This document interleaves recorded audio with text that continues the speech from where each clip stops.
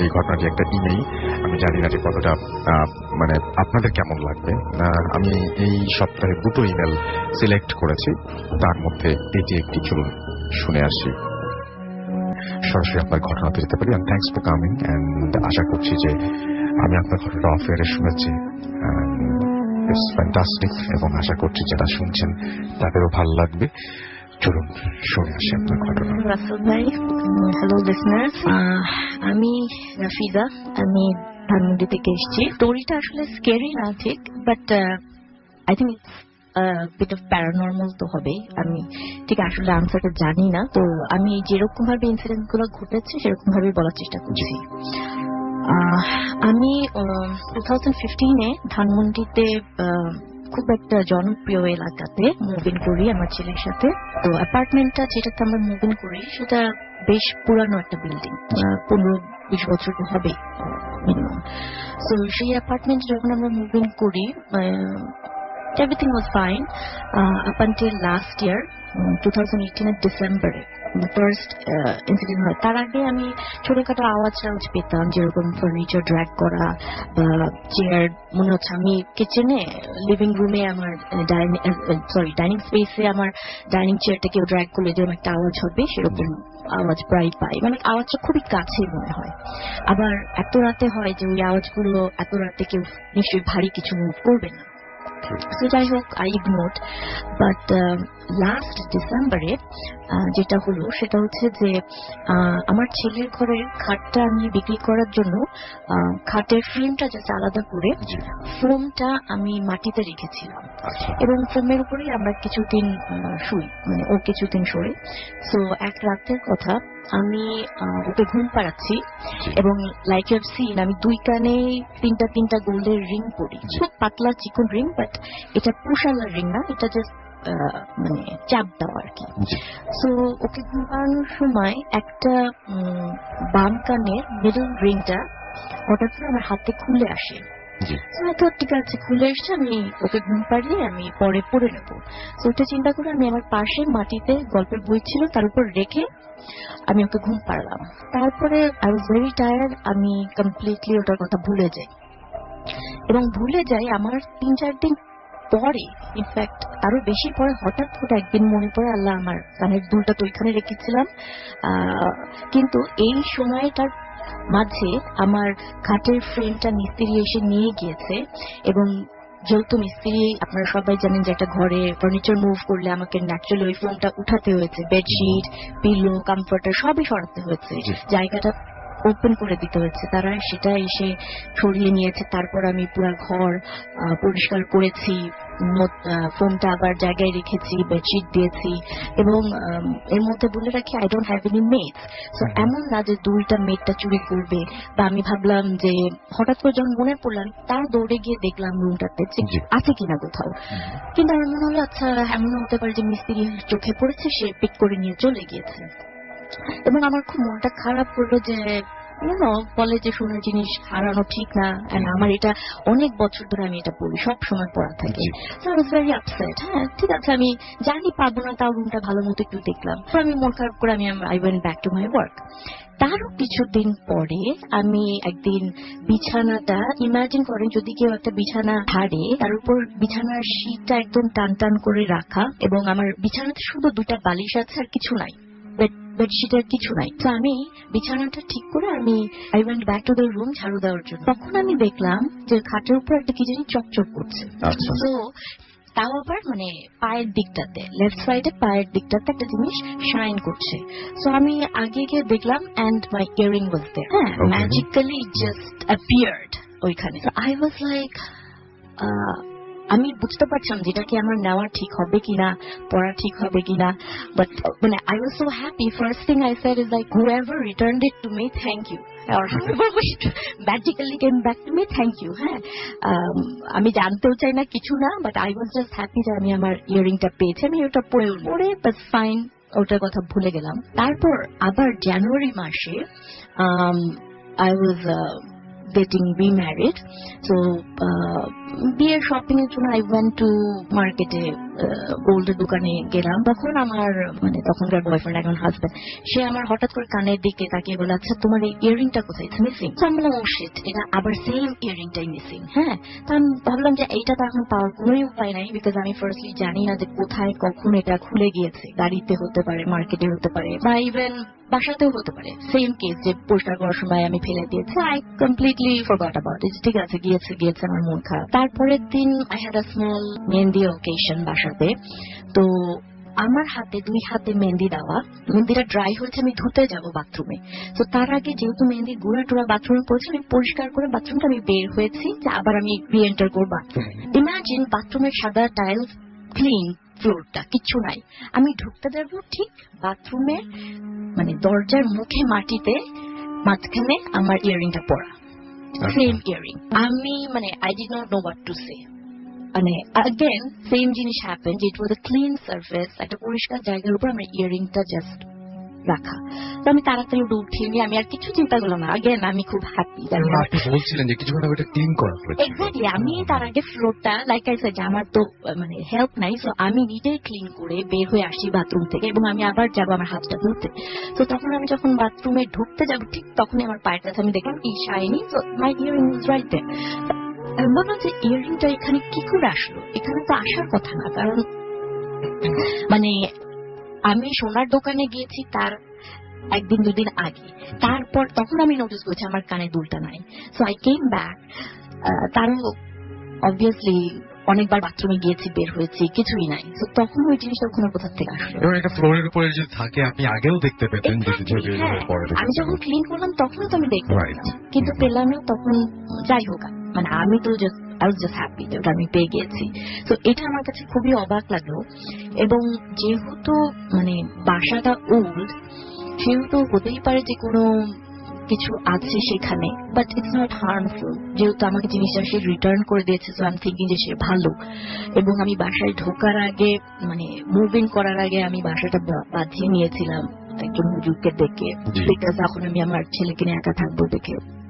Plus আমি কোরআন শরীফও রেখে দিয়েছিলাম বেশ কিছুদিন আগে মুভিং করার। প্লাস আমি যেটা শুনেছিলাম যে নতুন কোনো জায়গাতে মুভিং করার আগে ইফ ইউ লিভ একটা পানির বোতল, যদি আপনি একটা পানির বোতলে পানি ভরে, সে মামের একটা বোতলে যদি পানি ভরে বোতলটা সিল করে আপনি রেখে দেন কোন একটা জায়গাতে, কয়েকদিন পরে এসে ওই পানিটা চেক করতে পারেন। ওই পানিটা যদি আপনার বাসাতে কোনো ব্যাড এন্টিটি থাকে, মানে খারাপ স্পিরিট বা ব্যাড এনার্জি, বেসিক্যালি ওই পানির লেভেলটা অটোমেটিক্যালি কমে যাওয়ার কথা, এটা আমি শুনেছি। সো আমি ভাবলাম যে why not try.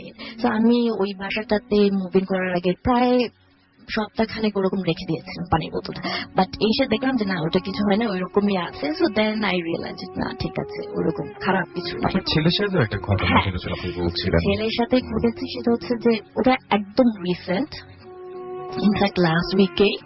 So lunch বক্সে আমি টিফিন রেডি করে ওকে স্কুলে রওনা করে দেওয়ার পর আমার মনে পড়েছে, আচ্ছা আমি তোর লাঞ্চ বক্সে একটা ফর্ক দিতে ভুলে গেছি, কাঁটা চামচ তো দিই নাই। তো আমি তখন বললাম, আল্লাহ, ভুলে গেলাম, ও কি করে খাবে। তারপর স্কুলে থেকে ওকে পিক করার পর আমি বললাম যে আরশান, আমি সরি, আমি ভুলে গিয়েছি, তোমার লাঞ্চ বক্সে তো আমি ফর্ক দিই নাই। তো বলেছি, না, দ্য ফর্ক ওয়াজ দেয়ার, একটা ফর্ক ছিল। আমি বললাম যে কিভাবে, আমি তো ভুলে গিয়েছিলাম দিতে, আমি তো দিই নাই, আমি নিজে জানি যে আমি দিই নাই। হ্যাঁ, আই প্যাকড এভরিথিং, বাট আমি ফর্কটা দিই নাই। তো তারপর তাড়াতাড়ি বাসায় আসার পর আমি খুলে দেখি যে ঠিক একটা সাদা ডিসপোজেবল কাঁটা চামচ লাঞ্চ বক্সের মধ্যে। তো সে ওটা ইউজও করেছে অল দ্যাট। তখন এটা আমাকে একটু ফ্রিক আউট করলো, but again I was happy যে যেই থাকুক আমাকে হেল্প করছে আর কি, যে আমি ভুলে গেলেও তার মাথায় ওটা আছে যে ওটা সে ওইখানে দিয়ে দিয়েছে। তো যেহেতু এটা আমাকে কোনো ক্ষতি করছে না বা কিছু না, সো আমি আসলে বদার্ড না। কিন্তু তারপর at the back of the head তো থাকেই যে কিছু একটা আওয়াজটা কোথা থেকে ফর ইনস্টেন্স আসে এত রাতে। তারপর মনে হয় মাঝে মাঝে যে উপরে মাথার কাছে মনে হয় যে মার্বেল কেউ ফেলে যেমন কটকট কট করে একটা আওয়াজ হয়, সেরকম একটা আওয়াজ হয়। বা হেভি ফার্নিচার টানলে যেরকম আওয়াজ হয়, ওরকম হয়।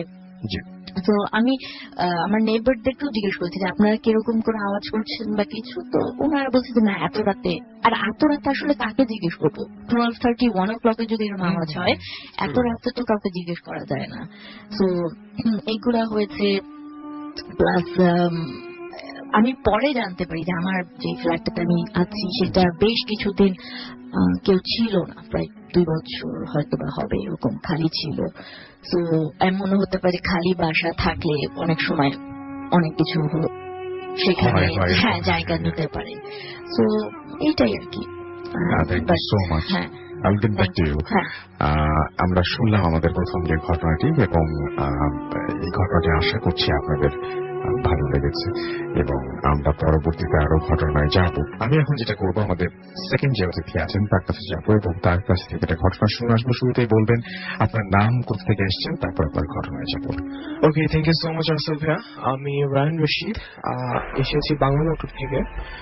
বর্তমানে আমি পড়ছি বিএ শাহিন কলেজে। অ্যান্ড আমার যে স্টোরিটা, ফার্স্টে আমি স্টোরিটা স্টার্ট করতে চাইছি আমার হুজুরের কাছ থেকে শোনা স্টোরিটা।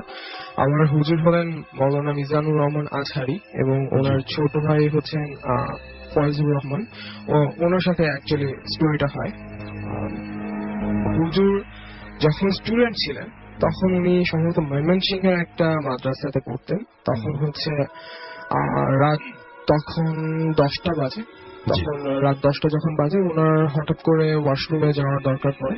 তো উনি ওনার নিচের তলায়, উনি থাকতেন নিচের তলায়, তো নিচের তলায় হচ্ছে যেসব ওয়াশরুম গুলো ছিল হঠাৎ করে দেখেন যে সেগুলো তালাবদ্ধ।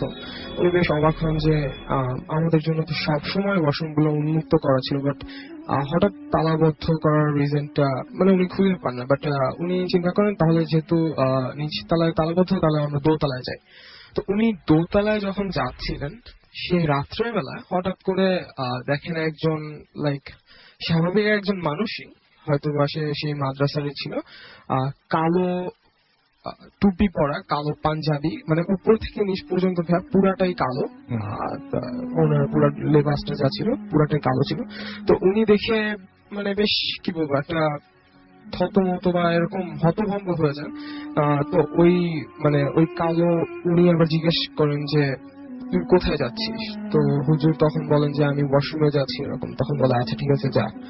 তো হুজুর যখন উঠছিলেন, ওনাকে ফার্স্ট দেখাতেই হুজুর অনেক বেশি ভয় পেয়ে যান, বিকজ ওনার চেহারাটা হয়ে ওরকম ছিল, এবং ওনার বেশভূষা এবং মানে কথাবার্তা বলার স্টাইল দেখে হুজুর এমনি অনেক ভয় পান। তো যখন উনি হাঁটছিলেন উপরের তলায় যাওয়ার জন্য, হুজুর মানে বুঝতে পারছিলেন ওনার পেছন পেছন উনি আসছেন, এবং মানে হুজুর এর জন্য অনেক বেশি ভয় ছিলেন। তো তখন হচ্ছে উনি যখন ওয়াশরুমে ঢুকে যান, ঢুকে লাইক 3 থেকে 4 মিনিট পরে স্টার্ট হয় বিভিন্ন ধরনের সাউন্ড, লাইক কেউ একজন নক করে বলছে তুই বের হ, তোকে দেখে নিচ্ছি, তুই বের হ। লাইক কেউ যদি মাতাল অবস্থায় বা কেউ যদি নেশা অবস্থায় বা গলাটা যদি সাউন্ডটা অনেক বেশি ভারী হয়, সে ভারী গলায় কথাগুলো বলছিল যে তুই আজকে বের হ, তোকে দেখে নিব, তুই বের হচ্ছিস না কেন। এই জিনিসগুলো শোনার পরে হুজুর আরো বেশি ভয় পেয়ে যান, এবং হুজুর তখন একটা মানে বুদ্ধি খাটান যে উনি দরজা অল্প একটু করে খুলে দেখেন যে সেই লোকটা কি এখনো আছে। উনি খুলে দেখতে পান যে মানে অল্প একটু কোনা দিয়ে দেখতে পান যে ওই মানে কোন একটা কালো কিছু লাইক ফায়ার যেরকম ভাসে না, এরকম কোনো কিছু কালো ভাসছে, বাট মানে কোনো মানুষের অবয়ব বা মানুষ টাইপের এই টাইপের উনি কিছু দেখতে পান। তো উনি এই টাইপের তারপরে এটা দেখে আরো বেশি ভয় পান। একটা টাইমে উনি অধৈর্য হয়ে বলেন যে আজকে হয় বাঁচলে বাঁচবো, মরলে মরবো। দরজাটা খুলে দিয়ে এক দৌড়ে উনি নিচে চলে আসেন। উনি যখন নিচে ওনার রুমে যাবেন, সেই টাইমে দেখেন কি ওই মানুষটা যে ওই যে ওনার সাথে দেখা হয়েছিল, সে নিচে থেকে কুড়িয়ে কুড়িয়ে কয়লা খাচ্ছে, এবং তার দাঁতে কয়লা লাগানো, তার দাঁতগুলো অনেক বড়, সে কয়লা খাচ্ছে। তো এটা দেখে হুজুর আরো বেশি ভয় পায়। কোনো মতো রুমে যেয়ে ওই রাত্রে তার হাই লেভেলের জ্বর স্টার্ট হয়। তো যখন এই জ্বর আসতে থাকে, সকালবেলা উঠে ওই মাদ্রাসার যে প্রিন্সিপাল আছে তাকে গিয়ে বলেন এরকম এই ধরনের কথা। তো বলে যে এই টাইপের হচ্ছে যারা কি বলবো কিছু দিন থাকে, যারা হচ্ছে যাদের কাজ হচ্ছে হার্ম করা, তো তারা হচ্ছে এই টাইপের কাজ করার চেষ্টা করে।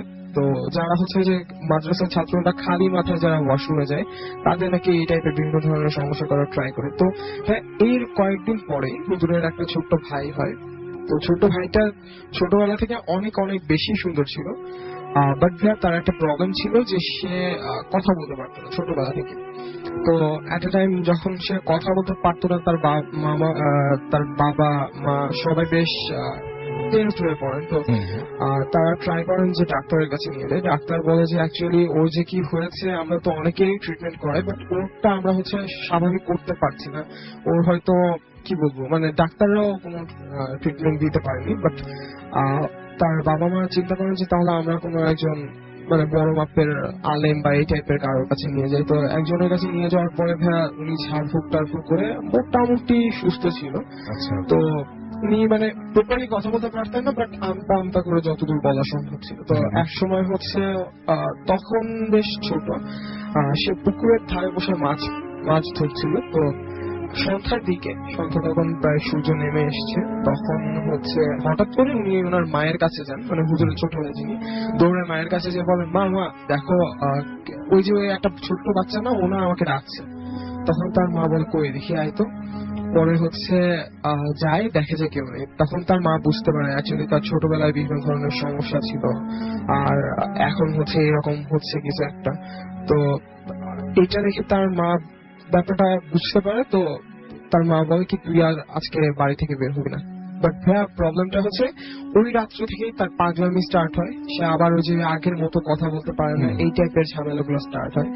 আর তারপরে হচ্ছে তার বাবা মা ডিসিশন নেয় যে ওই যে আগের হুজুরকে দেখিয়েছিল তার কাছে নিয়ে যাবেন। বাট সেই ছেলেটা কোনো মতে সেই হুজুরের কাছে যাবে না। অনেক মানে কি বলবো ভাই, একটা বাচ্চা ছেলে, তার বয়স হয়তো 8 থেকে 10 বছর হবে। আজব ব্যাপার হলো তাকে 5-6 জন মিলেও ধরে রাখা যাচ্ছে না, কন্ট্রোল করে রাখা যাচ্ছে না, তাকে ধরে নিয়ে যেতে হচ্ছে। পরে যখন হচ্ছে তাও খুব কষ্ট করে নিয়ে যাওয়া হচ্ছিল হুজুরের বাড়িতে, হঠাৎ করে সামনে দেখে একটা ঈগল পাখি। মানে ঈগল বলতে কি, এটা খুব বড় মাপের একটা পাখি। তো বড় মাপের একটা পাখি, মানে দেখতে অনেক ভয়ানক, অনেক বেশি ভয়ানক। এইটা দেখার পরে হচ্ছে তার মা ওনাকে বলেন যে তুই হচ্ছে ওর হাতটা শক্ত করে ধরে রাখ। তখন ওনার শক্ত করে ধরে রাখার পরে ওনাকে হুজুরের কাছে নিয়ে যাওয়া হয়। হুজুর বলে যে ওই যে একটা জিন আমার হুজুরকে ইয়ে করা হয়েছিল, মানে হুজুরকে দেখেছিলেন, সেই জিনটাই কোনো না কোনো ভাবে হার্ম করবে, যার কারণে তার ফ্যামিলি মেম্বারসদের উপরে এসে মানে এই টাইপের কিছু মানে চেষ্টা করছিল যে তাদেরকে হার্ম করার কোনো মতে। বাট এট লাস্ট অনেক দোয়া কালাম, অনেক তাবিজ টাবিজ করার পরে আলহামদুলিল্লাহ তারা এখন সবাই ভালো আছে। Thank you so much. আমরা চলে যাবো আমাদের পরবর্তী আমাদের প্রথম অতিথির কাছে আরো একবার, এবং তার কাছে তার আরো কিছু ঘটনা আছে, যে ঘটনাগুলো আছে সেই ঘটনাগুলো একটু আপনার কাছে শুনতে চাই। আপনার তো আরো বেশ কিছু ঘটনা আছে আপনার বাসার এবং আরো আদার বিভিন্ন জায়গার। তো আপনি যেভাবে বলতে চান আমি আপনার কাছ থেকে সেভাবে শুনি। তার আগে এই অ্যাপার্টমেন্টেরই আরো 2টা জিনিস একটা এখন হঠাৎ করে মাথায় আসলো। এটাও কিন্তু ভালোই আর কি। সেটা হচ্ছে তার আগে আরেকটা, আমার ছেলের ইনসিডেন্ট হওয়ার পর আগে লাস্ট উইকে আমি কিচেনের কাজ করছি। তো আমার কিচেনে একটা কিচেন নাইফ আছে যেটা আমি অনেক কিছুর জন্য ইউজ করি। তো সেই নাইফটা খুঁজে পাচ্ছি না, কোথাও খুঁজে পাচ্ছি না, কোথায় কোথায় কোথায়। ডাইনিং টেবিলে দেখলাম, কিচেনে সব কাউন্টার টপে দেখলাম, কোথাও খুঁজে পাচ্ছি না। তারপর ইভেন সিঙ্কও আমি নাড়াচাড়া করলাম যে সিঙ্কের তলায় যদি ধুয়ে আমি রাখি, তাও পাচ্ছি না। তারপর আমি হঠাৎ করে আমি ফরগেট ইট, আমি টার্ন করে অন্যদিকে টার্ন করে আবার আমি সিঙ্কের কাছে আসলাম যে আমি বেসিন থেকে বাটি টাটিগুলো তুলবো। আগের একটা ক্লিন পরিষ্কার মানে কর্নারে যেখানে কিছু নাই, কাঁচিটা ওখানে রাখা। So I was like, মানে it's almost like আমার সাথে এরা মানে they're playing a game with me, hide and seek এর। হ্যাঁ, আমার কাছে মনে হচ্ছে এটা কোথা থেকে আসলো। আমি এখন এই জায়গাটাতে চেক করলাম এবং একটা সাদা বাটি ছিল, বাটিটার পাশে কিছু নাই। হঠাৎ করে আমি টার্ন করে দেখি যে আবার কাঁচিটা ওইখানে। So again I was like, আমি যতবার এটা আমি মনে বলে থ্যাংক ইউ যে এই দিচ্ছ, you're helping me out। তারপর আমি আরেকটু পেছনে যাচ্ছি, আই থিঙ্ক লাস্ট মান্থে বা কিছু, আমি জানি আমার আলমারির একটা ড্রয়ারে আমি সব ইম্পর্টেন্ট জিনিস রাখি, টাকা পয়সা সব রাখি। ওখানে আমি জানি যে কোনো নোটস নাই বা কিছু নাই, টাকা নাই। তো ওইটা আমি হঠাৎ করে খুললাম কিছু একটা কাগজ টাগজে রাখার জন্য। অল অফ আ সাডেন ওখানে দেখি 5,000 টাকা রাখা। এটা কোথা থেকে আসলো, কারণ আমি লাস্ট টাইম ওখান থেকে টাকা বের করছি যখন, তখন কোনো টাকাই ওখানে ছিল না। আচ্ছা, মানে একদম সব শেষ করে। হ্যাঁ, ওই ড্রয়ারে ওরকম নোট কোনো ছিল না, শুধু $200 ছিল, তাছাড়া আর কোনো পয়সা মানে বাংলাদেশি কারেন্সি ছিল না। তো তার হঠাৎ দেখে একটা ব্যাগের মানে ওইটা মানে খুব একটা তলায় বা কিছু না যে আমি খেয়াল করি নাই বা কিছু, আমার টাকা থাকলে উপরেই থাকবে। তো ওইটা পেয়ে আমার লাগে আচ্ছা বাহ ভালো তো, মানে হঠাৎ করে পেয়ে গেলাম, কাজে লাগবে। তো এটা যেরকম একটা ছিল। তো এগুলো গেল সেই কথা। এখন কি আমাদের বাসার কথা? ওকে, সো নাও গোয়িং ব্যাক, এটা অনেক বছর আগের কথা। আমার আব্বার বাসাও ধানমন্ডিতে, আমিও ধানমন্ডিতে থাকি, তার বাসাও ধানমন্ডিতে। তো ধানমন্ডিতে যে বাসাটা আমরা কিনেছিলাম সেটা একটা খুব ওল্ড একটা বাসা ছিল, যেটা পরবর্তীতে আমরা ভেঙে এখন আমাদের যেখানে থাকি সেই বাসাটা করা হয়েছে। এবং এটাও মানে খুবই একটা মানে ওয়েল নোন জায়গাতে আর কি, যে কোনো বললেই যে কোনো মানুষ চিনতে পারবে। তো যাই হোক, তো পুরান বাসাটা যখন কেনা হয় তখন আমরা ফিউ ইয়ার্স ওখানে মুভ ইন করি থাকি। তো এই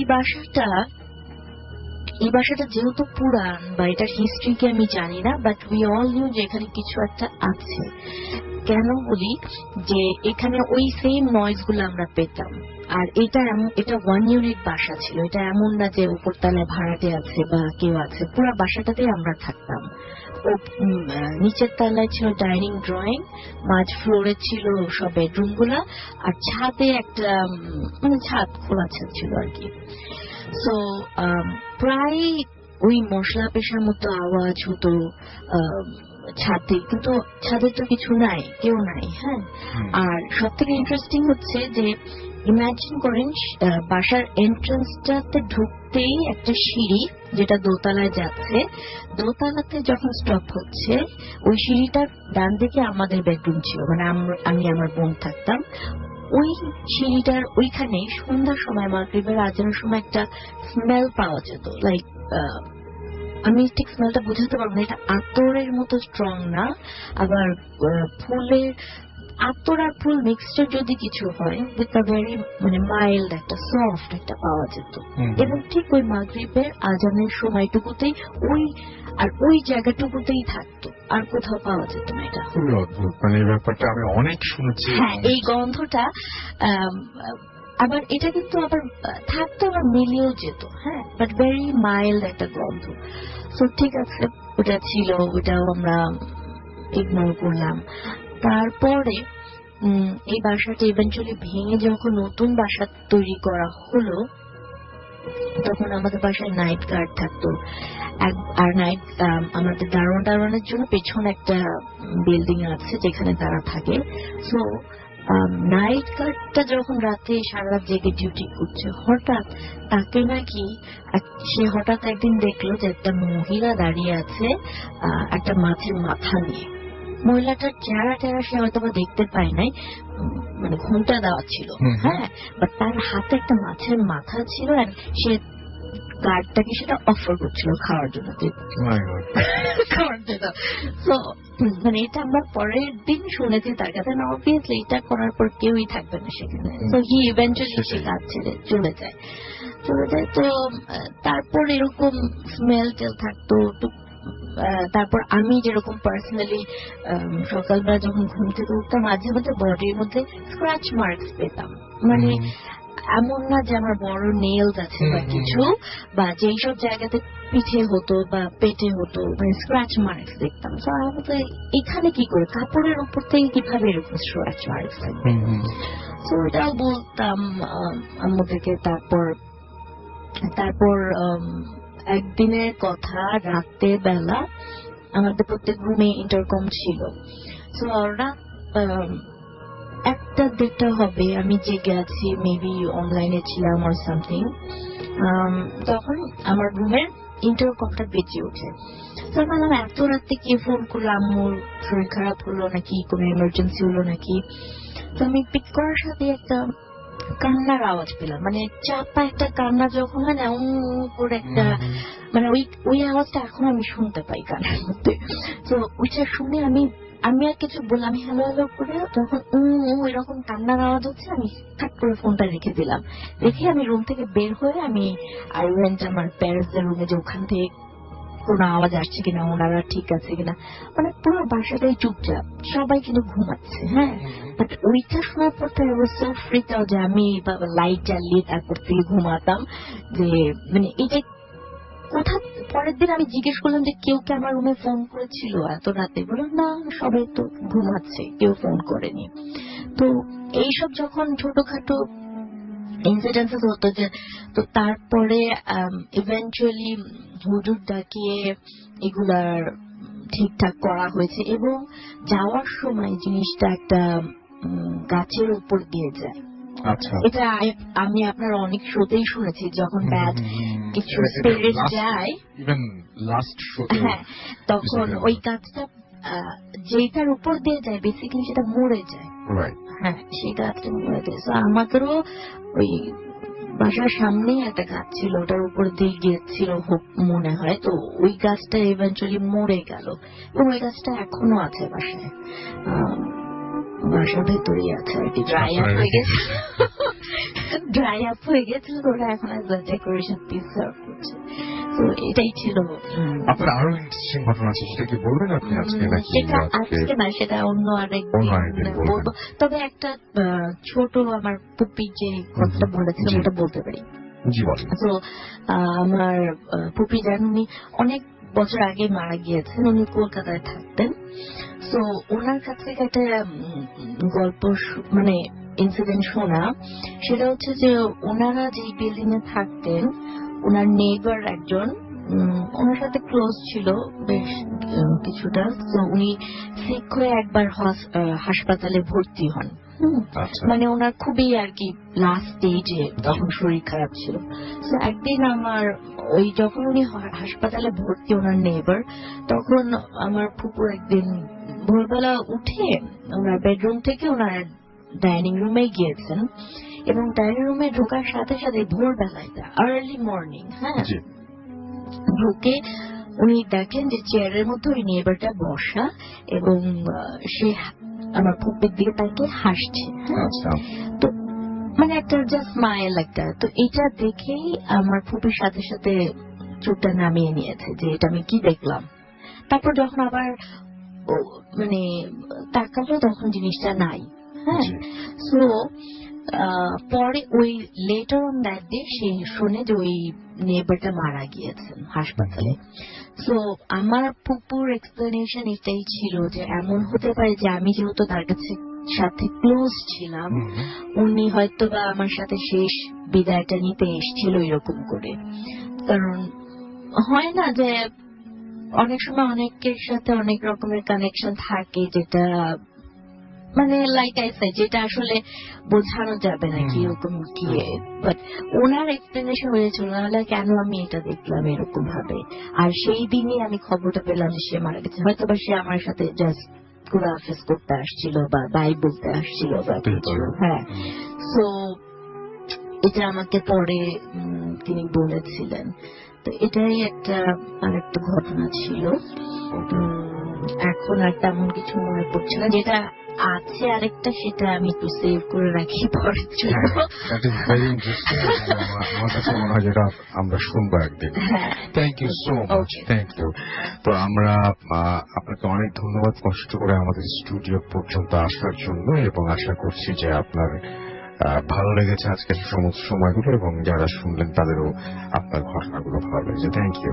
আমরা চলে যাচ্ছি আমাদের পরবর্তী ঘটনায়, এবং সেটা একটা অডিও ক্লিপ। ফিরে আসবো আবারও, সেই পর্যন্ত আমাদের সঙ্গে থাকুন। Stay tuned for your food FM and do food day. FM.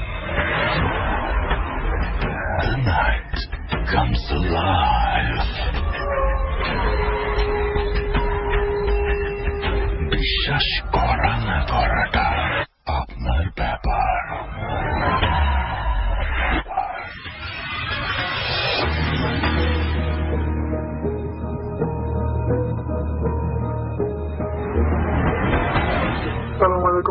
High, আমি আদি কর্মকার। আমি ঢাকা পলিটেকনিকে একজন স্টুডেন্ট। আমার হোম টাউন দিনাজপুরে। তো কিছু সমস্যার কারণে আমি জায়গার নামটা বলছিলাম, তো সরাসরি আমি ঘটনায় চলে যাচ্ছি। ঘটনাটির প্রথম পার্টটা মানে শুরুটা বিষয়টা আমার দাদার কাছ থেকে কালেক্ট করা। শুরুটা ছিল 1989 থেকে। তো তখন ওই যেখানে যে বাসাটা নিয়ে ঘটনা, সেই বাসায় একটা বড়দি পরিবার, মানে ওই তখনকার আমাদের অনেক বড় ফ্যামিলি থাকতো, ফ্যামিলি বাস করতো। তার মেয়ের বিয়ে ঠিক হয়েছিল এবং বিয়ের দিনে কোন একটা অকারেন্সে মেয়ের বিয়েটা ভেঙে যায়। তো সে সময় এই মেয়েটা ওই দিন রাতেই ফার্স্ট থেকে মারা যায়। তারপরে কিছু অ্যাবনর্মাল বা কিছু সমস্যার কারণে ওই ফ্যামিলি ওখান থেকে চলে যায়। অ্যাকচুয়ালি ওখান থেকে কলকাতায় মুভ করে। তো তারপরে কিছুদিন ওই বাসার ওখানে ছিল, 1-2 মাস ছিল। তো তারপরে ওই বাসাটা আবার ওইখান থেকে একজন ইন্ডিয়ান হিন্দু মারোয়ারি ব্যবসায়ের খাতে এখানে চলে আসে, এই আমাদের হোটেলে চলে আসে। তার সে কাপড়ের ব্যবসা করতো। তো তার দোকান বাড়ি ডিস্টেন্স মোটামুটি এই 1/2 মাইলের মতো ছিল। তো সে বাসায় থাকা শুরু করে। তার বাসার সদস্যের সংখ্যা ছিল 3 জন। সে, তার ওয়াইফ আর তার ছোট একটা মেয়ে। বাসায় একজন কাজের মেয়ে থাকতো, ছোট বলতে মানে একটু মোটামুটি এজের আর কি, 10-15 বছর হবে ওনার বয়স। তো তারপর একদিন যেদিন ঘটনাটা সেটা হলো, সেদিনের ডেটটা আমার দাদু বলতে পারেনি, দিনটা আমার দাদু সঠিকভাবে বলতে পারেনি। তো সেদিন যেটা ঘটেছিল যে উনি লোক দুপুরবেলা খেতে এসেছিল বাসায়, দুপুর টাইমে লাঞ্চ করতে। তো সেই জিনিসটা দেখলো যে বাসার ডিসপ্লেটা একটু আমি প্রথমে বলে দিই। বাসাটা এমন হলো যে বাসাটা চারপাশে গাছ দিয়ে ঘেরানো এবং দেখে যেটা ঢুকতে একটু পাশে হলো একটা চলে যাচ্ছে। তো দেখছিল যে মানে যেদিন আসছে বাসায় খাওয়ার জন্য দুপুর বেলাতে, তো সে দেখলো যে ওই গাছতলায় মেয়েটা খেলছে, একটা ছোট একটা অন্য একটা কাপড় দিয়ে খেলছে আর কি। তো সে বিষয়টাকে মানে রেগুলার হিসেবে নিয়ে সে চলে গেল ভিতরে খাওয়ার জন্য। তো খাওয়া দাওয়া করতেছে নিজের একটা মিডিল টাইম, সে হঠাৎ করে একটা বিকট, সে তার ওয়াইফ আর কাজের মেয়ে বিকট একটা আওয়াজ শুনতে পায়, একটা খুব বিকট একটা আওয়াজ। তো তারা দূরে বাইরে যায়, যে যেটা দেখে যে এটা আসলে একটা শকিং একটা বিষয় ছিল। ওই কাপড়টা দিয়ে ওই তার মেয়ে গাছের অনেক একটা উঁচুতে, যেখানে যে উঁচুতে তার মেয়ে পৌঁছানোর কোনো মানে পসিবিলিটি নেই, সেখানে ফাঁসি দাঁড়ানো অবস্থায় আছে। তো তখন যে বিষয়টা হয়েছিল, তাদের বাসা থেকে মানে অন্যান্য বাসার দূরত্ব একটু বেশি ছিল, মানে একটু বাসা থেকে দৌড়ে একটা অনেক টাইম লাগতো। তো তারা চিল্লাচিল্লি করাতে অনেকজন মানুষ আসে। তো যারা ঘটনা ঘটেই গেছে। তারপর লাশ নামানো হয়। তারপর যাই হোক সব কাজ করানোর পর ওই 1-2 মাস পর ফ্যামিলিটা কি একটা কারণে ওখান থেকে ওই ফ্যামিলি চলে যায়। তারপর ওই বাসাটা টোটালি কিনে নেয় একজন ওখানকার খান সাহেব।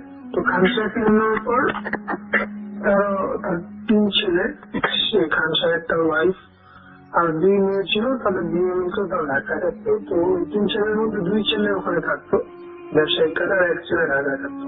তো তারা ওই বাসার মধ্যে প্রায় অ্যাবনর্মাল জিনিস ফেস করা শুরু করলো, যে দেখতে হয়তো কখনো একটা বাচ্চা ওই বাড়ির মধ্যে কোথাও ঘুরে বেড়াচ্ছে বা বাড়ির মধ্যে আওয়াজ করতেছে, বা হঠাৎ করে দেখছে যে শিরুমে একটা মেয়ে মানে শব্দ বিবাহিতা বা বিবাহ হবে এরকম একটা সাজা গোজা, যেমন মানে বিয়ের মধ্যে বেড়া সাজে এরকম একটা মেয়ে, মানে পায়ের উপর বা ঘুমোর করে গোটা মানে সিঁড়ি থেকে আপডাউন করছে, সিঁড়ি যাচ্ছে, ছাদে উঠতেছে, ছাদের মধ্যে ঘুরতেছে, আবার সিঁড়িটার নাম। তো রাত 12টা 1টার পর বা একটা সাউন্ডিং যখন সবগুলো সাইলেন্ট হয়ে যেত, তখন ওই সাউন্ডটা তারা মানে খুব বেশি লাউডলি শোনা শুরু করতো। তো বিষয়টা মানে যখন প্রথম করে তারা ভয় পেয়েছে, তো আস্তে আস্তে বিষয়টাকে তারা নর্মাল নিতে শুরু করলো যে না, এটা কিছু না, এটা হয়তো বা তাদের সবার মনের ভুল। মানে কেউ কাউকে শেয়ার করতো না যে সে এটা শুনতে পারে, সে এটা শুনতেছে, যেটা শুনতো সেটা সাইলেন্ট করে রাখতো। তো বিষয়টা মানে এক পর্যায়ে যখন তারা সাইলেন্ট অবস্থা, তো বিষয়টা আরো প্রকটতা ধারণ করলো। তো হঠাৎ করে একদিন ওই তার ছোট ছেলে যে ঢাকা থাকতো, সে আমার হোটেলে বেড়াতে আসতো। তো সে আসার পর সেটা শুরু হয়েছিল, সে আসার পর সে রাত্রেবেলা মানে তার একটু স্বভাব ছিল, সে আবার ওই বাড়ির ছাদে যেত। ছাদে ওই রিলিং এর মধ্যে বসলে সে দেখলো, সে হঠাৎ করে দেখা শুরু করলো যে একটা ছোট্ট একটা বাচ্চা মেয়ে, সে মানে বাড়িটা আসলে কি বাড়িটার ডিটেলস হলো যে বাইরের নিচে 3টা রুম, তারপরে 7, আর পাশে হলো টিন শেড, মানে পাকা রুম, সেমি পাকা রুম যেটা বলে, মানে দেওয়াল গুলো হলো পাকা, আর মানে উপরে টিন দেওয়া আর কি, উপরে মানে সাদের জায়গায় টিন দেওয়া। তো ওই টিনের মধ্যে একটা ছোট বাচ্চা হাঁটে বেড়াচ্ছে, খুব দ্রুত হাঁটতেছে, মানে হাঁটতেছে, এবং যে টিন হলো মানে চৌচালা টিন বলে যাবে, তো চৌচালা টিনের উপর যে বাঁকা হয়ে খুব জোরে জোরে হাঁটতেছে, যেটা স্বাভাবিক একটা মানুষের পক্ষে পছন্দ না, পড়ে যাবে, কারণ একটা মানুষ বাঁকা হয়ে তো দৌড়াতে পারে না বা হাঁটতে পারে না। তো সে বাচ্চাটাকে বাঁকা হয়ে খুব দ্রুত হাঁটতেছে, তো সে প্রথমে না বাচ্চাটার পিছনটা একটা ফলো করলো, সে এখন মানে একটু চমকে যাওয়ার মতো অবস্থায়। তো সে যখন বাচ্চাটা ঘুরলো, তখন যে দেখলো যে বাচ্চাটা আসলে মানে সে এখন বাচ্চার মতো না, মানে মুখটা যেন কেমন, তার মানে চোখগুলো দেখতেছে, চোখগুলোর মানে খুব লাল এবং খুব বড় বড় চোখ, আর মুখটা থেকে মানে অনবরত রক্ত টাইপের সেটা চলতেছে, মানে ওই অন্ধকার হচ্ছে, সে যেটা বুঝছে আর কি, যে হয়তোবা মানে সামথিং হয় লালা হবে বা রক্ত এরকম কিছু একটা টাইপের মুখে চলতেছে। সে যখন দেখলো, সে ওটা ওই সিগারেটের হাত থেকে ফেলে টাচ করে নিচে নেমে গেল, তার আব্বা আমাকে ডেকে বললো যে এটা কি হচ্ছে, বাসা কি এইসব কি দেখতেছেন। তখন তার আব্বা আম্মা বললো যে না, তুমি কিছু সমস্যা নেই, তুমি এক কাজ করো, তুমি একসাথে মানে শেষে নামাজ পড়ে তুমি আল্লাহ করে তারপর তুমি শুয়ে পড়ো, বিছানা কিছু হবে। তো সে রাতে সে ঘুমাতে পারলো না, আর তখন আসলে গরমকাল ছিল একটু, তো মোটামুটি রাত্রেবেলা আমাদের এই জায়গাটাতে কারেন্ট দেওয়ার একটু প্রবণতা থাকতো। হঠাৎ করে কারেন্ট চলে যাওয়াতে ওই সমস্যাটা যেটা হয়েছে যে ওই লোকটার মাথার উপর যে বেডের উপর যে জানালাটা সে খুলে দিয়েছে, তো এই জানালা থেকে আমার সিঁড়িটা স্পষ্ট দেখা যেত। তো উনি আবার একটু আল্লাহ আল্লাহ মানুষ ছিল, বা একটু মানে আল্লাহ মানুষ বলতে মানে নামাজ টামাজ বা একটু ভালো মানে জানতো আর কি, এগুলো মানে দূরে হাঁটার জন্য সে ওই দোয়াদুর পড়া শুরু করছে। তারপর দেখতে আমার বিষয়টা আস্তে আস্তে পেশা নরমাল হয়ে গেছে। তো অনেকক্ষণ কেটে যাওয়ার পর তখন মানে 3-4টা বাজবে, মানে আজান হওয়ার আগে আগে অবস্থাটা সে দেখতেছে যে মানে ওই ফাঁসির রুমে তার মেয়ে, যেটা প্রথমে বলেছিলাম যে বিবাহ হবে এরকম একটা মেয়ে যেমন সাজে, এরকম একটা সাজ নিয়ে একটা মেয়ে সেরকম দিকে ডাকছে, আর তাকে ডাকতেছে, আসো আসো বলে একটা ডাকতেছে তাকে। তো সে তখনও কিন্তু সিগারেট হাতে ছিল তার, সে মানে নিয়ে যাওয়া সে কেমন চলে গেল, সেরকম বাইরে ওই মেয়ে পিছিয়ে পিছিয়ে পিছিয়ে চলে গেছে। তো সে অনেকক্ষণ যাওয়ার পর যখন ছাদের একটা রেলিং একদম কোনা চলে আসছে, তখন সে হঠাৎ করে ভাবতেছে যে মানে সে তখন সেন্সটা ফিরে যাচ্ছে যে সে এখানে কেন আসছে, বা সে এখানে কখন আসলো বা কিভাবে আসলো, এটা চিন্তা করতেছে। তো তাড়াতাড়ি করে যখন নামতে যাবে, তখন মানে শিরুমটা যেখানে শিরুমের উপরে মানে শিরুমটা আসলে কি, মানে শিরুমটা ঢোকার জন্য যে আমরা যেমন ছোট একটা রুমের মতো রাখি, তো ওই রুম ওখানে ওইরকম ছিল, টিনের একটা শেড দেওয়া ছিল। তো দেখতে টিনের উপরে একটা মেয়ে ওই পা ঝুলায় বসে আছে, পা গুলো খুব বড় বড় লাল লাগছে, মানে শিরুমের মানে গেটটা অর্ধেকটা এসে পা কভার হয়ে আসছে, আর তাকে এরকম খুব বিভৎস ভাবে হাসতেছে। সে তো ওরকম মানে কিছু একটা মানে সোলাটার উপর দৌড়ে দৌড়ে চলে আসে, এবং মানে যখন এই রুমের সামনে আসে মানে পুরো অজ্ঞান হয়ে যায়। তো তার বাবা মা তাকে দেখে তাড়াতাড়ি করে রুমে নিয়ে যায় এবং বাইরে ঢালে, এবং তখন আজান দিয়ে মোটামুটি সকাল হওয়ার অবস্থা, তখন পেয়ে আসে, তার শরীরে অনেক জ্বর ছিল। তখন সে তখন তাকে জিজ্ঞাসা করতে, বাবা মা জিজ্ঞাসা করতেছে যে মানে বিষয়টা তুমি ছাদে গেলে, ছাদে গেছিলে কেন, সেই রুমের পাশে তোমার বলেছিল, তুমি বললো তুমি ছাদে গেছিলে, তুমি কেন গেছিলে, আর তুমি ছাদে গেলেই না তুমি শিশুর রুমের পাশে শুয়েছিলে কেন, পড়েছিলে কেন। তখন সে বললো যে এরকম এরকম ব্যাপার, তার সাথে রাত্রে এরকম হয়েছে, সে এরকম দেখছে। তো তারপরে তার বাবা বুঝতে পারছে এখানে থাকলে তার প্রবলেম হবে। তো তারপরে যেটা হয়েছে যে ওইখানে তারা ওনার ছেলেকে নিয়ে গেছে। তো এখানে বলে রাখা ভালো যে ওনার ওই ছেলে শুধু বিবাহ মানে বিয়ে হয় না হয়েছিল, তাছাড়া দুই ছেলে বিয়ে হয়েছে। তো ওই ছেলেকে তারা তাড়াতাড়ি ঢাকায় পাঠিয়ে দেয় সুস্থ করে। তো তারপরে যেটা হয়, তারপরে বিষয়টা এমনি নর্মাল ছিল কিছুদিন। তার কয়েকদিনের পরে মানে কয়েক বছরের মধ্যে তার একটা ওই বাসায় একটা মেয়ে জন্ম হয় আর কি। তো যাকে নিয়ে ঘটনাটা আরো মানে বড় অবস্থান ধারণ করে। তো মেয়ে জন্ম হওয়ার 5-6 বছর পর্যন্ত সব ঠিক 2007-8 পর্যন্ত ছিল। একদিকে যে ঘটনাটা ঘটে, একদিকে যেটা ঘটনা ঘটে যে ওই মেয়েটা যখন 5-6 বছর বয়স, তার মেয়েটা দেখতেছে যে হঠাৎ করে একদিন মানে সন্ধ্যাবেলা আজান দিবে তার আগে একটা মুহূর্ত যে নীরব হয়ে যায়, সবকিছু অন্ধকার, এরকম একটা টাইমে মেয়েটা ওই যে মেয়েটার যে ওই বাসা যে মেয়েটা ছিল মানে যার জন্ম হয়েছে বা যে বাসার মেয়ে আর কি অ্যাকচুয়ালি, সে দেখতেছে যে তার মধ্যে একটা মেয়ে তার একটা খেলনা পুতুল নিয়ে ওই যেখানে একটা ওই বাসার মধ্যে কুয়া ছিল, ওই কুয়ার একটা পেছনে দাঁড়ায় আছে। তখন কিন্তু ওখানে কুয়া নেই, কিন্তু ওই বাচ্চা মেয়েটা মানে জানতো যে ওখানে কুয়া আছে। তো সে যখন দেখছে কুয়া নাই, চোখে দেখতেছে, সে দৌড়ায় ওই বাচ্চা মেয়ের কাছে গেছে তার পুতুলটা নিয়ে আসছে। তো এত সার্ভারেন্ট যখন সে বাচ্চা মেয়েটা কাছে পৌঁছেছে তখন দেখতেছে যে বাচ্চা মেয়েটা হঠাৎ করে নাই, তার সামনে দিকে চলে গেছে এবং সে কুয়ার উপরে দাঁড়ায় আছে। এবং যখনই মানে সে ভাবছে যে অ্যাকচুয়ালি সে কুয়ার উপর দাঁড়ায় আছে, সে ভাবার আগেই সে মানে কুয়ায় পড়ে গেছে। তো পানি শব্দ পায়, তার বরফ পাচ্ছি করে কুয়াতে নেমে বালতি দিয়ে তাকে উঠে চলছে উপরে। পরবর্তীতে মানে সে অনেক পানি খাওয়ার পরে সে মানে অনেক পানি খেয়েছে অ্যাকচুয়ালি।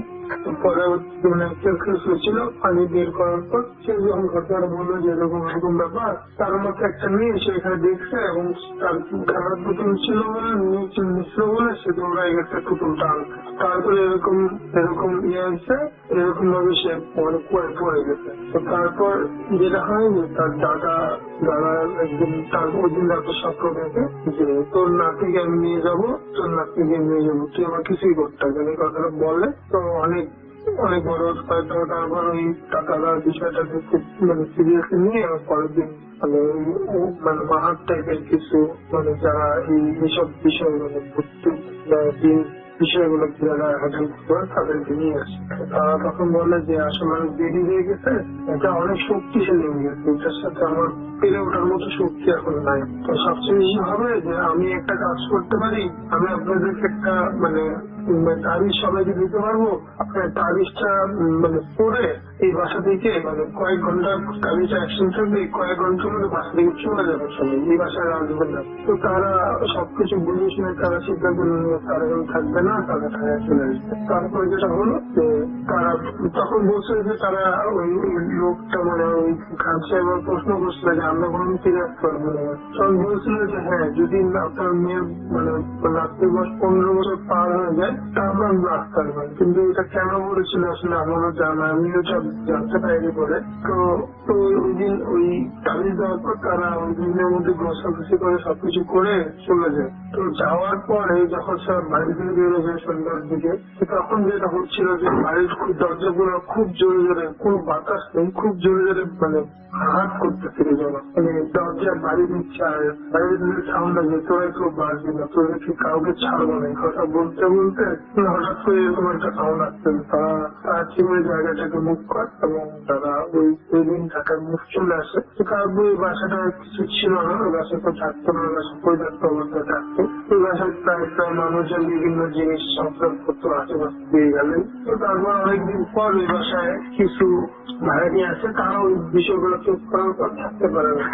তারপর অনেকদিন এরকম হওয়ার পর ওই লোক খান সাহেব তার এক বন্ধুর বাসায় তারা আসে ওই বাসা সম্বন্ধে বিক্রি করার জন্য, ওই বাসা সম্বন্ধে মানে বড় বড় বিক্রি করে তারপর ওই জিনিসটাকে এখন কল্পনা আনে, তারপর তারা থাকতে পারে। কিন্তু তারপর ওই বাসার মধ্যে এখনো মানে আমরা যারা এলাকায় থাকি তারা বাসা সম্বন্ধে মানে আমাদের এলাকায় যারা এখনো বাসাতে আশপাশ রাস্তাটা ইউজ করে তারা এখন অনেক অবজার্ভ করে। মানে উনি বলেছিল যে শুধুমাত্র যে দুইটা জিনিস বাচ্চা আর মেয়ে ওদের কন্ট্রোল করা হয়েছে, কিন্তু এর আগেও বাসার মধ্যে অনেক কিছু ছিল যারা এখন মানে সময়ের সাথে সাথে অনেক শক্তিশালী হয়েছে, তাদের সাথে পেরে ওঠা সম্ভব না। তো উনি বলে দিচ্ছে খান সাহেবকে যে যেহেতু আপনাদের উপর আসর করছে আর তাদের মনে তার মানে হুজুরের বক্তব্য যেটা ছিল যে তারা এখানে ফিরে না আসবে। তো তারপরে ওই ঢাকায় থাকে এখন, আর উনি 2015 সালে শিশু থেকে মারা গেছেন। আর তারপরে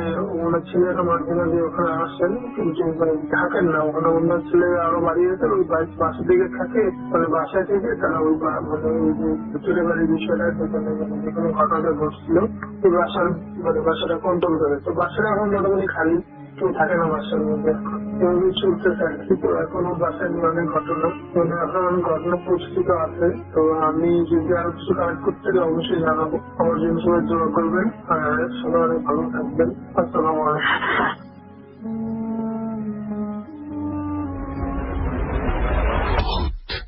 FM. The night comes alive.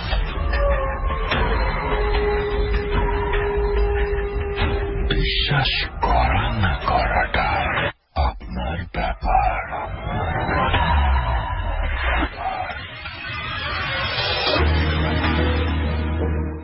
Yes, বিশ্বাস করা বা না করাটা কমপ্লিটলি আপনার ব্যাপার। এবং শুনছেন রেডিও ফুড এফএম, চলছে ফুড এফএম, আমি রাসেল আছির সাথে।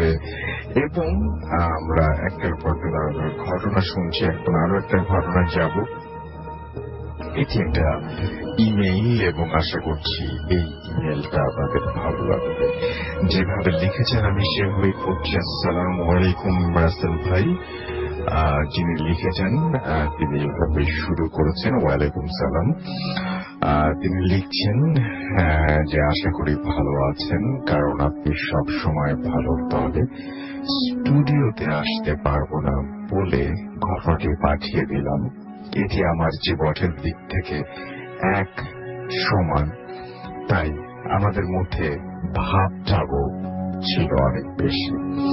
গল্প করার ফাঁকে ফয়সাল আমাকে বলল, এই সজীব চল আজ রাতে মাছ ধরতে যাই।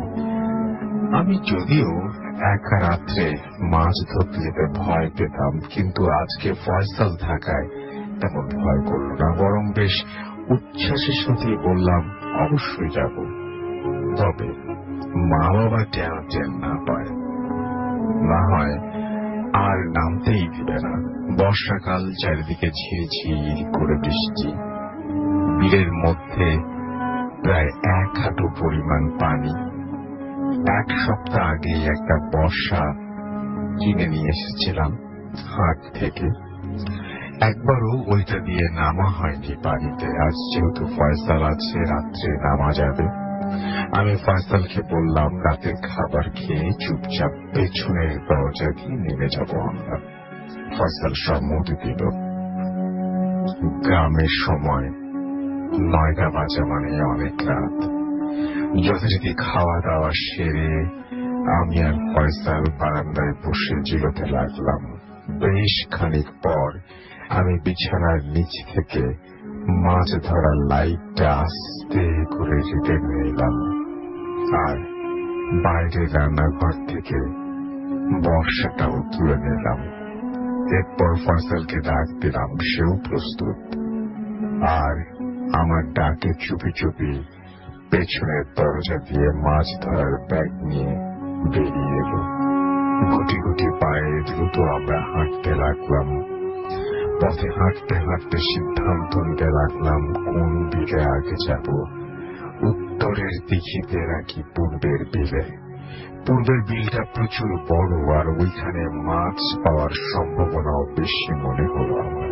আমি ফয়সালকে বললাম চল আগে পূব পাড়ের বিলে যাই, তারপর ওখান থেকে বড় দিঘি পার হয়ে আবার দক্ষিণে যাব। ফয়সাল আর কিছু বলল না, আমাকে অনুসরণ করতে লাগলো। বিলে যদিও হাঁটু সমান পানি, কিন্তু বৃষ্টির পানি হওয়াতে স্পষ্ট মাটি দেখা যাচ্ছিল। আমার হাতে বর্ষার লাইট। ফয়সাল ব্যাগ নিয়ে আমার পিছু পিছু বিলে নেমে পড়ে। বিলের আইল ধরে একটু একটু করে লাইট মেরে সামনে যাচ্ছি। চারিদিকে প্রচুর লাইট দেখা যাচ্ছে। অনেকেই মাছ ধরতে বর্ষা নিয়ে বেরিয়েছে। তাদের থেকে একটু দূরেই আমরা বিলের এক প্রান্ত ধরে হাঁটছি। 2-1টা করে ছোট কই মাছ ছাড়া কিছুই নজরে পড়ল না। এভাবে 4-5 মিনিট, এভাবে 5-7 মিনিট হাঁটার পর হঠাৎ চিকচিক করে কি যেন একটা দেখলাম। আমি দ্রুত বর্ষা চালালাম। ফয়সাল দৌড়ে মাছটা ব্যাগে তুলে নিল। শিং মাছ, বেশ বড়। আমি কিছুটা খুশি হলাম। এই প্রথম আমার নতুন বর্ষার শিকার। ফয়সালকে বললাম, দেখিস আজ অনেক মাছ পাবো। খেতে আইল ধরে হাঁটতে হাঁটতে কখন যে পূবের শেষ সীমান্তে চলে এসেছি খেয়াল করিনি। সীমান্তের পাড়ে 3টা তাল গাছ আছে, আর তার পাশে একটা কবরস্থান। 3 দিন আগেই একজনকে এই কবরস্থানে দাফন করা হয়েছে। কবরস্থানটা দেখে আমার কেমন যেন একটু ভয় ভয় লাগলো। চারিদিকে শুনশান, এখানে লোকজন নেই বললেই চলে। অনেক দূরে কিছু লাইটের উপস্থিতি দেখলাম। এদিকে কেউই আসেনি। অনেক গোড়া জোড়াজুড়ি করেও এদিকে মাছের কোনো নিশানা পেলাম না। ফয়সাল সাথে থাকায় একটু সাহস নিয়ে বললাম, চল দিঘির পাড়ে যাই। এইখানের মাছ পাবো বলে মনে হচ্ছে না। মনে রাখা ভালো, দিঘিটা ছিল বিল থেকে 10 মিনিটের দূরত্বে। আর দিঘির পাড়ে সচরাচর মানুষ যায়ও না, কারণ কিছুদিন আগে পাশের গ্রামের একটা ছেলেকে নাকি ওইখান থেকে জিনে আসর করেছিল। এই ঘটনার পর রাতে তেমন কেউ ওইদিকে পা বাড়ায় না। 7-5 ভাবতে ভাবতে পূর্বের সীমান্ত দিয়ে আমরা দিঘির পাড়ে হাঁটতে শুরু করি। একটু পরেই দিঘির পাড়ে চলে আসলাম। দিঘিটা বেশ বড় এবং চতুর্ভুজ আকৃতির। কালো কুচকুচে পানিতে চাঁদের আলো যেন চিকচিক করছে। আমি আশেপাশে তাকালাম, না কেউ নেই, শুধু আমি আর ফয়সাল। চারদিকে শুনশান। আমি দিঘির সিঁড়ির দিকে পা বাড়ালাম। ধীরে ধীরে নেমে দিঘির সিঁড়িতে লাইট মারার সাথে সাথে দেখলাম বড় একটা টাকি মাছ লাইটের ঝলকানি পেয়ে ধীরে ধীরে পিছু সরে যাচ্ছে। দেরি না করে ধুপ করে বর্ষাটা ছুড়লাম। একটা ক্যাক করে আওয়াজ আসলো। বর্ষাটা বোধহয় দিঘির সিঁড়ির নিচে গিয়ে বেঁধেছে। এখন কি হবে? ফয়সাল বলল, তুই ব্যাগটা ধর, আমি লাইট নিয়ে নিচে নেমে দেখি কি বিঁধল। ফয়সাল আমার হাতে ব্যাগটা দিয়ে লাইটটা নিয়ে নিচে নামলো। প্রায় হাঁটু সমান পানিতে নেমে গেল। প্রায় 5 মিনিট হয়ে গেল, কিন্তু ফয়সাল বর্ষাটা তুলতে পারছে না। কে কিছু বুঝলি? কি বিঁধল? ফয়সাল চুপচাপ দাঁড়িয়ে আছে, কিছু বলছে না।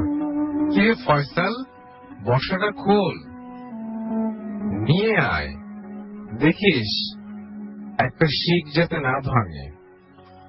কিন্তু ফয়সাল আমার দিকে পেছন দিয়ে নুয়ে আছে, কোনো কথা বলছে না।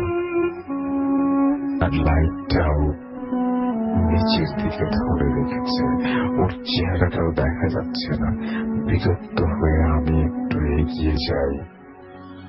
যেই ফয়সালের জামা ধরে টান দিলাম, কিন্তু এ তো ফয়সাল না। আমার আত্মা যেন খাঁচা থেকে বেরিয়ে যাওয়ার অবস্থা। এক দৃষ্টিতে আমি তাকিয়ে আছি বিড়াল রূপী একজন মানুষের দিকে। চোখগুলো যেন আগুনের মতো কোটর থেকে বেরিয়ে যাওয়ার উপক্রম। চাপার রাগে গো গো করছিল সে। তখন আর এত কিছু দেখার বা বোঝার কোনো সুযোগ ছিল না। আমি যেই ফয়সালের এই বিভৎস রূপ দেখলাম, আমি চিৎকার করে যাব, কিন্তু আমার মুখ দিয়ে কোনো শব্দ বের হচ্ছিল না। আর কেউ যে আমার চিৎকার শুনে এগিয়ে আসবে সেই উপায়ও ছিল না। চারিদিক একদম নীরব, নিশ্চুপ, যেন সবাই আমার মৃত্যুর তামাশা দেখার জন্য অপেক্ষা করছে। একটা শীতল হাত যেন আমার উপরে এসে আছড়ে পড়ল। আমি সেই মুহূর্তেই সিঁড়িতে লুটিয়ে পড়লাম। তারপর কি ঘটছিল আর কিছু মনে নেই। পরদিন সকালে সবকিছু শোনার পর আমার অবস্থা যেন আরো খারাপ হয়ে গেল। ফয়সাল আমার মাথার পাশে বসা, ও নাকি রাত্রে আমার সাথে বের হয়নি, এমনকি মাছের ব্যাগও নাকি ও খুঁজে পায়নি।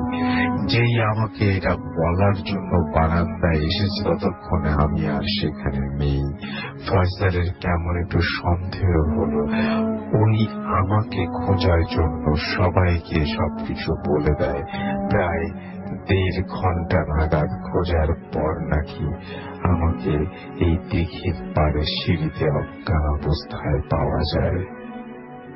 সেদিনের পর আমাকে আর মাছ ধরা আমার একদম বন্ধ হয়ে যায়। আজ যখন বর্ষাকাল আসে, সবাই মাছ ধরতে যায়, কিন্তু আমার যাওয়া হয় না। ওই দিন ভাগ্যক্রমে বেঁচে ফিরে এসেছি, কিন্তু আবার যদি পিশাচের মুখোমুখি হতে হয়, তাহলে হয়তো ওই দিনটা ওরই হবে। এই ছিল ঘটনা। আশা করছি আপনাদের ভালো লেগেছে। এখন যেটা করব সেটা হচ্ছে আমাদের যে দ্বিতীয় অতিথি, তার কাছে তার দ্বিতীয় ঘটনাটা আমরা শুনে আসবো। আশা করছি এই ঘটনাটা আপনাদের ভালো লাগবে। যদি ভালো লাগে তাহলে অবশ্যই আমাদের লিখে পাঠাবেন। আমরা চলে যাচ্ছি আমাদের পরবর্তী অতিথির কাছে, এবং তিনি আমাদের দ্বিতীয় অতিথি, তিনি তার ঘটনাটি শেয়ার করবেন। জি, আপনার নামটা প্লিজ একটু বলবেন, কোথা থেকে এসেছেন, তারপর আপনার ঘটনা নেব। Thank you so much Russell ভাইয়া। আমি রায়ন রশিদ। আমি এসেছি বাংলা মোটর থেকে। ভাইয়া, আমি এখন যে স্টোরিটা বলবো, এটা হচ্ছে আমাদের দেশে না, এটা কলকাতার। আমার একটা মামার কাছ থেকে শোনা। ওনার নাম হলো পাপ্পু মামা। উনি রিসেন্টলি ম্যারি করেছেন নাগমা আন্টি। আর ওনারা দুজন একই জায়গায় কাজ করতেন। পাপ্পু মামা হিন্দু, বাট নাগমা আন্টি মুসলমান। সো ওনাদের দুজনের মধ্যে যখন বিয়ে হয়, এরপরে সবকিছু মোটামুটি ঠিকই ছিল। বাট একটা দিন হঠাৎ করে পাপ্পু মামা নাগমান্টিকে বললো যে, আচ্ছা তুমি হচ্ছে রুমে থাকো, আমি একটু পরে রুমে আসছি। তো রাতের বেলা নাগমান্টি মানে যখন রুমে যাওয়ার পরে উনি বসেছিলেন বিছানার উপরে। উনি হচ্ছে দরজা দিয়ে ঢুকলে ওনার পিঠটা দেখা যাবে, অর্থাৎ ফেসটা দেখা যাবে না। এইভাবে খাটের উপর বসেছিলেন এবং উনি দুলছিলেন, কন্টিনিউয়াসলি দুলছিলেন বা কিছু একটা বলছিলেন মুখে, এবং হাতে ওনার একটা প্লেট ছিল। আর এইটা এরপরে হচ্ছে পাপ্পু মামা যখন রুমে ঢুকে ওনার ঘাড়ের উপরে হাত দেন এবং বলেন, মানে জাস্ট তাকে ডাকেন। তখন নাগমাটি হঠাৎ করে রেগে গিয়ে বলে, কি হয়েছে? তখন হচ্ছে আবার সে এই কথাটা বলার পরে আবার হচ্ছে মানে নিচের দিকে তাকিয়ে আবার দুলতে থাকে, এবং তার মাথার যত চুল ছিল সব সামনের দিকে চলে আসছিল। দেন মানে এই টাইপের কিছু বোঝা যাচ্ছিল। এরপর হচ্ছে পাপ্পু মামা আবার হাত দেন। এবার সে আরো রেগে গিয়ে, কি হয়েছে তোমার বলে চোখ টোক মানে কি বলবো লাল টাল হয়ে পাপ্পু মামার দিকে আরো রাগ হয়। পাপ্পু মামা বলে যে ওর অ্যাকচুয়ালি কি হচ্ছে, ওর কি কোনো মেন্টালি কোনো প্রবলেম মানে ছিল আগে থেকে, নাকি ওর অ্যাকচুয়ালি এই টাইপের কোনো মানে কোনো প্যারানর্মাল কোনো কিছু হচ্ছে ওর সাথে। তো ওকে যখন আবার মানে নাগমান্টিকে যখন আবার ধরে, এবার নাগমান্টি মানে রাগ হয়ে গিয়ে পাপ্পু আমার গলা চেপে ধরে, এবং ধরার পরে হচ্ছে পাপ্পু আমার মানে চিল্লাচিল্লি করে ধরে ঘরের সবাইকে ডাকে এবং ধরে মানে হাতটা ধরে ধরে বেঁধে বেঁধে রাখে অনেক কষ্ট করে। তো ভাইয়া মানে অ্যাকচুয়ালি মজার ব্যাপার ছিল এখানে, পাপ্পু আমাকে বলে যে রায়ান তুমি হয়তো একা অনেকের সাথে অনেক মানে তাকে ধরে রাখতে পারবা, বাট মানে সে একজন মেয়ে মানুষ, বাট তাকে ধরে রাখার জন্য মানে 6 জন এনাফ হচ্ছিল না, 6 জন তাকে ধরে রাখতে পারছিল না, হাতটা ছেড়ে টেড়ে দিয়ে একেবারে খুব মানে কি বলবো খুব শক্তিশালী হঠাৎ করে হয়ে গিয়েছিল। তখন হচ্ছে পাপ্পু মামা বলে যে এরকম আমরা তো অ্যাকচুয়ালি হতো কি মানে নাগমাটির বিয়ে হওয়ার পরে উনি হচ্ছে একটা গাছের নিচে বসে থালা বাসন ধুতেন এবং সাথে ছিল পুকুর, এবং ওইখান থেকে নাকি মানে ফেরার পর এই টাইপের ঝামেলা গুলো শুরু হতো, এবং এটা কন্টিনিউয়াসলি 1 মান্থ ধরে চলছিল। একটা টাইমে নাগমাটির মা এবং পাপ্পু মামা মিলে ডিসাইড করে যে তাকে কোন একটা ওঝা বা তান্ত্রিক টাইপের এই টাইপের কারোর কাছে নিয়ে যাওয়া যায়। যখন তার কাছে নিয়ে গিয়েছে তখন হচ্ছে তান্ত্রিক বলে যে আপনাদের বাড়ির ওই যে এই গাছটার নিচে এরকম বসে থাকতো, ওই গাছটা থেকে হয়তো উপরে কিছু ভর করেছে। বাট মজার ব্যাপার হচ্ছে ওই তান্ত্রিক কিন্তু ওই এলাকায় যায়নি, ওই এলাকা থেকে অনেক বেশি দূরে ছিল। বাট উনি কিভাবে জানি জেনে গিয়েছিলেন যে ওইখানে উনি গাছের নিচে বসে থালা বাসন ধুতেন, এবং ওনাকে নাকি ওই যে মানে নাগমান্টির ঘাড়ে যে দিনটা আসর করেছিল বা যাই বলা যাক না কেন, উনি নাকি বলেছেন যে এই মেয়েটাকে আমার পছন্দ হয়েছে, আমি ওকে ছাড়বো না, যে করে হোক আমি ওকে ছাড়বো না। তখন হচ্ছে পরে অনেক ইয়ে করার পরে নাগমাটিকে ছেড়ে দেওয়া মানে কোনো মতে সেখান থেকে চলে আসে। একটা সময় পাপ্পু আমার আর কি মনে ওঠে যে যখন তার ওখানে মানে বাড়ি তৈরিও করা হয়নি, তার বাড়িটা ছিল ঠিক পাশে একজন মানে পাগল বলতে পারেন ভাইয়া, তার একটু মেন্টালি একটু প্রবলেম ছিল, উনি একটু সিক ছিলেন মেন্টালি। ফর দ্যাট রিজন তার বাবা মা তাকে ঘর থেকে বের করে দেয়, এবং বের করে দেওয়ার পরে সে ওই গাছের নিচে বসে থাকতো এবং এভাবেই মানে কি বলবো দুলতো সারাদিন এবং কিছু একটা বলতো মুখে, এবং উনি বিয়ে করেননি। ওই সময় একটা সময় দেখা যায় কি তার মানে ডেড বডিটা ওই গাছের নিচে কিভাবে যে মারা গেছে এটা কেউ জানে না, বাট এইভাবেই কিছু একটা হয়ে গিয়েছিল, হয়তো তার সাথে কেউ তাকে মার্ডার করেছিল ওই গাছের নিচে। বাট ওর পর থেকে ওই গাছের নিচে যেই যায় না কেন ভাইয়া এই টাইপের বিভিন্ন ধরনের ঝামেলা হয়। ঠিক একই ভাবে ভাইয়া ওই গ্রামে যারাই বিয়ে করে না কেন তাদের সাথে তাদের বিভিন্ন ধরনের প্রবলেম সৃষ্টি হয়। আর নাগমান্টির সাথেই ঠিক আরেকজন আছেন শাহরুখ ভাই, তো শাহরুখ ভাইয়ের সেম ওনারা দুজন বিয়ে করেছেন, শাহরুখ ভাইয়ের ওয়াইফ। তো হঠাৎ করে শাহরুখ ভাইয়ের ওয়াইফের এই যে এরকম 1 মান্থের মাথায় এসে তার মানে ওয়াইফের কিছু একটা এরকম প্রবলেম হয়। এরপরে দেখা যায় কি তার ওয়াইফ হঠাৎ করে হচ্ছে দেয়ালের সাথে খুব জোরে মাথায় বাড়ি দিচ্ছে। এরপরে হচ্ছে ভাইয়া শাহরুখ ভাই আমাকে বললো যে ও দেয়াল ক্রলিং করে ওঠা শুরু করেছে। আমি জাস্ট এই জিনিসটাতে বেশি অবাক হয়েছি যে একটা দেয়াল পেইন থাকে, বাট একটা মানুষ কিভাবে সেটাতে পোল করে উপরে চড়তে পারে। বাট শাহরুখ ভাই আমাকে বলে যে এটা 100% ট্রু, এবং তার নিজে চোখে দেখা, এবং সে আমাকে ছবি বের করে দেখে যে সে যে মাথা বাড়ি দিয়েছিল সেটা তার কারণে তার মাথা একটা মানে ব্লু কালারের স্পট তৈরি হয়ে গিয়েছিল। তো এটা আমাকে দেখিয়েছিল। এরপরে হচ্ছে বলে ভাইয়া যে এরকম তাকেও পরে তান্ত্রিকের কাছে নিয়ে যাওয়া হয়। তারপরে তান্ত্রিক বলে ওই যে ওই টাইপের কিছু একটা তার উপরে আছর টাইপের কিছু একটা করেছিল, যার কারণে এই ধরনের সমস্যা ছিল।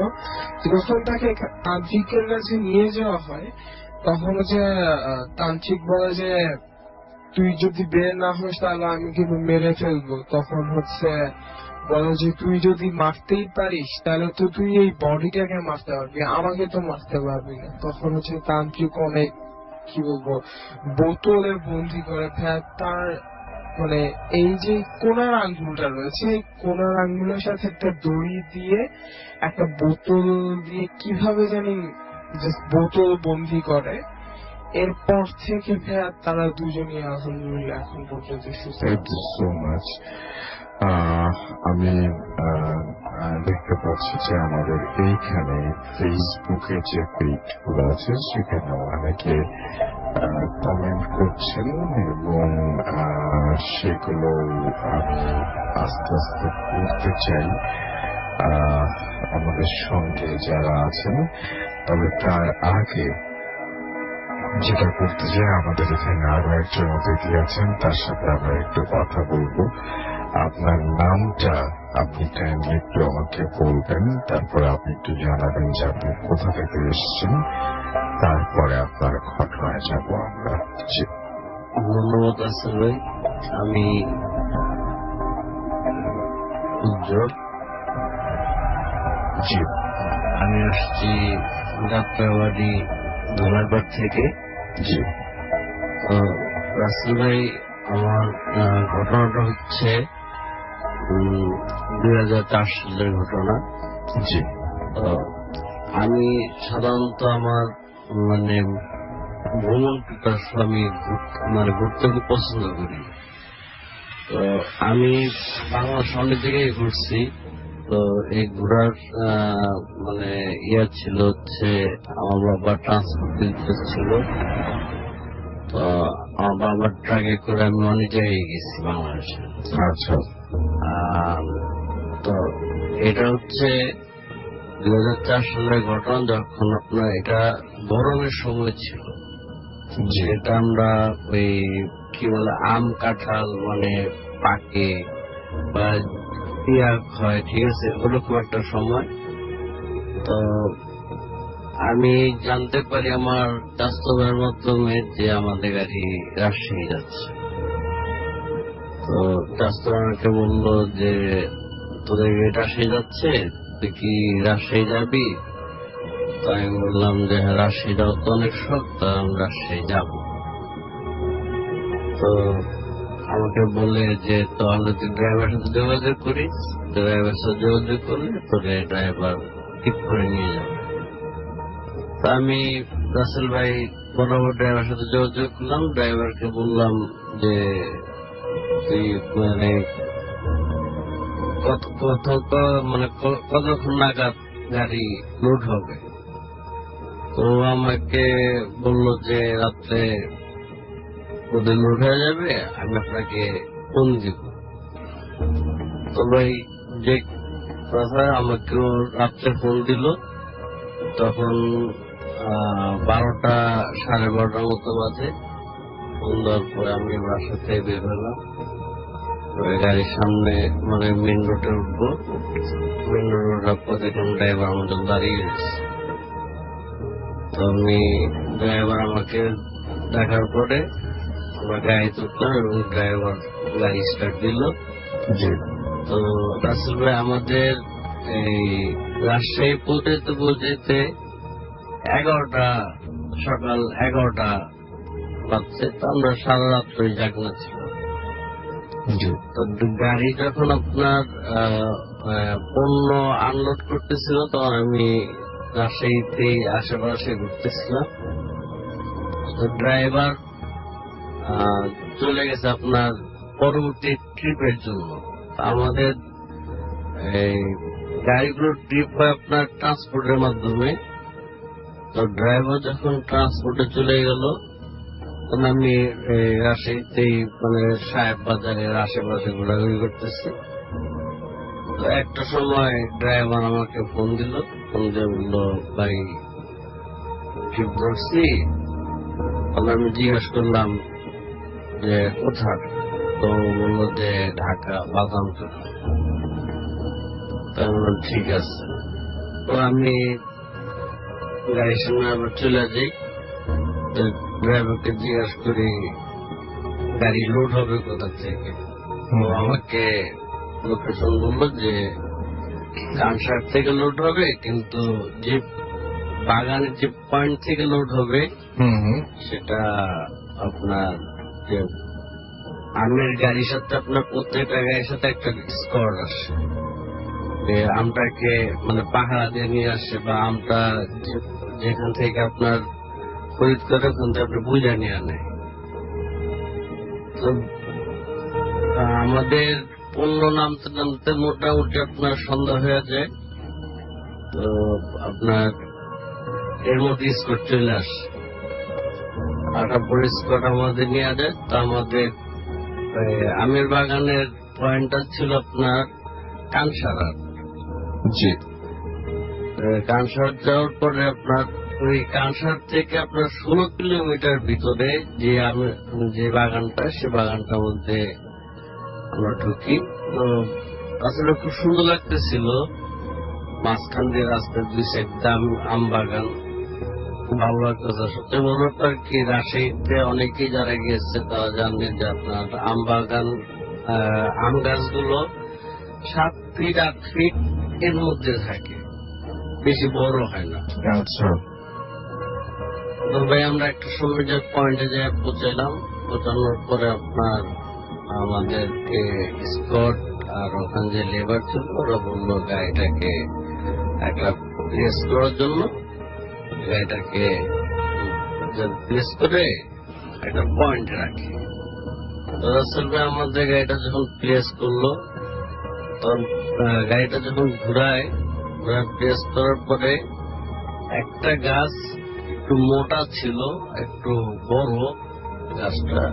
ওই গাছটার মধ্যে আপনার একটা রশ্মি ঝুলতেছিল। মনে হচ্ছিল যে ওই রশ্মিটা কেউ আপনার ছুরি বা আপনার বটি এরকম কিছু জাতীয় দিয়ে কাটা দিচ্ছে। রশ্মিটা আপনার মানে লম্বায় মানে মোটামুটি আপনার 2.5 ফিট 3 ফিটের মতো ছিল। তো গাড়িটা যখন প্লেস করছে তখন আমাদের গাড়ির যে সামনের যে মুখ, কেবিনটা, কেবিনের সামনের যে মেইন গ্লাসের থেকে অল্প কিছু ডিস্টেন্সে ছিল, একটু দূরে ছিল। আমরা এই দড়িটাকে কোনো কিছু মনেই করিনি যে একটা গাছের মধ্যে থাকতেই পারে। রাসেল ভাই যখন আপনার লোডিং শুরু যখন আমরা বাগানে ঢুকছি তখন আপনার প্রায় মাগরিবের আজান দেয় অবস্থা। তো যাওয়ার সাথে সাথে আপনার ওখানে যায় দেখি আপনার প্রায় 10-15টা আপনার যে আমের খাঁচি যেটাকে বলে, এখন তো আপনার আম ক্যারেটে আসে, প্লাস্টিক ক্যারেটে, ওই সময় খাঁচিতে আসতো। তো লেবার আপনার সব রেডি করে রাখছে 15-20টার মতো। আমরা যাওয়ার পরে লেবার আপনার ওই খাঁচিটা আপনার একটা একটা করে উঠানো শুরু করছে। তো রাসেল ভাই 8টা 8:30 দিক দিয়ে হঠাৎ করে লেবাররা বললো যে ওরা চা পানি খাবে, তোরা চা পানি খেতে যাবে। এমন সময় আপনার যে আমাদের সাথে যে স্কট ছিল যে আপনার মালটা বুঝে নেবে, ওরা সাথে করে ওই স্কোরটাকে সাথে করে নিয়ে যায়। নিয়ে যাওয়ার পরে আমরা সম্ভবত আপনার 3টা লোক ছিলাম, খুব ক্লান্ত। আর একটা হচ্ছে গরমের সময়, গরমের শরীর এমনি ক্লান্ত হয়ে যাবে, রাত্র জাগনা ছিলাম। প্রথমে আমি যে গাড়ির ভিতরে আপনার গাড়ির ভিতরে যে আপনার পিছনে আমাদের কেবিনের